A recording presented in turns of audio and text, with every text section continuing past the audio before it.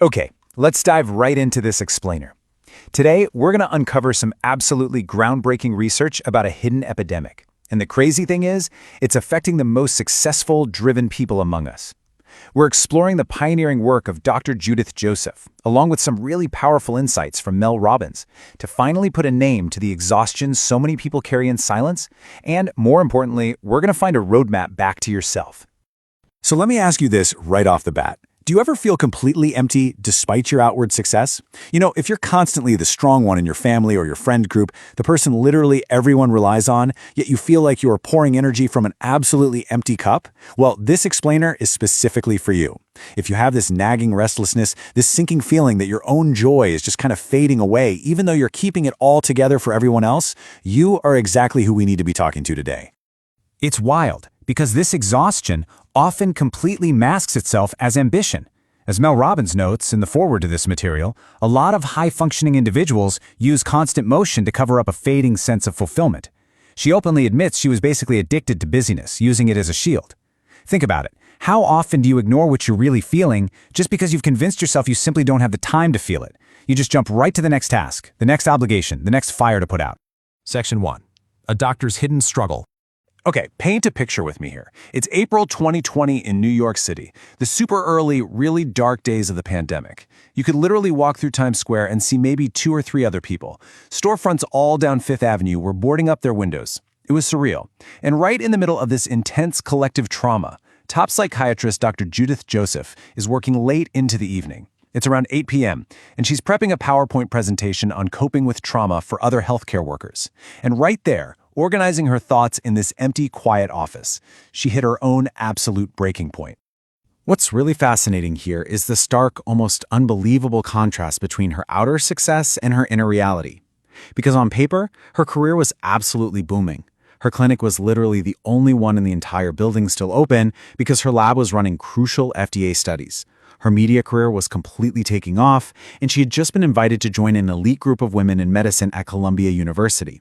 But inside, pushing through immense stress, terrified of failing her employees, her clinical trial participants, and her family, her inner reality was a completely different story. Physically, her stomach was rumbling, her eyes were so heavy, and she was barely holding back tears. Sitting there, organizing a presentation ironically titled, "Coping with the New Norm," she pulled her hands away from the keyboard and just spoke these exact words aloud to herself. "I think I'm depressed." Now, remember, she is a highly trained psychiatrist. Yet she was caught entirely off guard by this realization. I mean, if an absolute expert in mental health can miss this in themselves, how easily could the rest of us miss it? Moving right along to Section 2, the mask of high functioning. Literally the very next day, Dr. Judith was on a joint Zoom call presenting to 200 overwhelmed healthcare practitioners, and she's flawlessly masking a fluttering voice, hurried breathing, darting eyes, all while talking to them about emotional trauma. It wasn't until an associate off-camera noticed she was teetering right on the edge of her emotions. They walked over and simply whispered, "Is everything all right?" She was the one supposed to be healing these people, but she desperately needed healing herself. So you're probably wondering, right? How did she not know she was depressed before that exact moment? Well, the truth is, she didn't check the traditional boxes. She wasn't bursting into tears on the subway. She was getting out of bed. She was organizing her daughter's birthday parties. She was the one bringing bagels into the morning meetings. She was absolutely crushing it at work. The traditional textbook image of depression simply didn't match her day-to-day reality. Instead of that traditional deep sadness or the inability to function, her real symptoms looked completely different.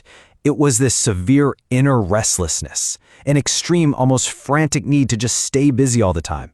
She was functioning through profound, bone-deep exhaustion, and perhaps most tellingly, and a lot of you might relate to this, she had this terrifying conviction that if she actually slowed down, something catastrophic was going to happen. She was highly functioning, sure, and she was suffering so deeply just beneath the surface. Which brings us to Section 3, the missing medical diagnosis. So Dr. Judith starts digging, and her search led her straight to a concept called high-functioning depression, or HFD. Essentially, it's that specific exhaustion, that numbness, and that intense restlessness you feel when you are keeping it all together for literally everybody else while your own personal joy just fades away. But here is the massive catch. It is entirely absent from the official diagnostic manual. Yep, shockingly, as she discovered in her lab research, high-functioning depression doesn't even appear in the DSM-5. Now, if you don't know, that's the primary manual that psychiatrists rely on for diagnosing conditions. This means the medical literature is literally miles behind what people out in the real world are actually experiencing. Medical science hasn't officially named or recognized what millions of highly successful, driven people are currently suffering from every single day. And finally, Section 4. Reclaiming your points of joy. Okay, so how do we fix this? The solution she found actually completely flips our standard understanding of happiness right on its head. As Dr. Judith powerfully states, happiness isn't a grand destination, it's a series of small moments, points of joy. We all make this mistake, right? We treat happiness like it's a finish line we finally get to cross after all the hard work is done. But instead, we need to completely redefine it as these tiny, accessible moments scattered throughout our everyday lives. And these points of joy, they are incredibly simple. We're not talking about booking a massive 2-week vacation or completely overhauling your life.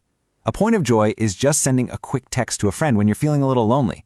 It's simply giving yourself permission to actually sit down and rest when your cup is empty.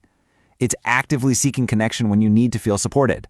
These are super manageable, bite-sized moments of relief that pull you right out of that frantic cycle of high-functioning exhaustion. So as we wrap up this explainer, I want to leave you with a really vital question to reflect on. In your daily addiction to busyness, in your relentless drive to keep the whole shebang together for everyone else around you, how many of these small points of joy are you rushing right past every single day? Honestly, it's time to stop ignoring what you really feel, drop that mask of constant motion, and start claiming those moments back for yourself.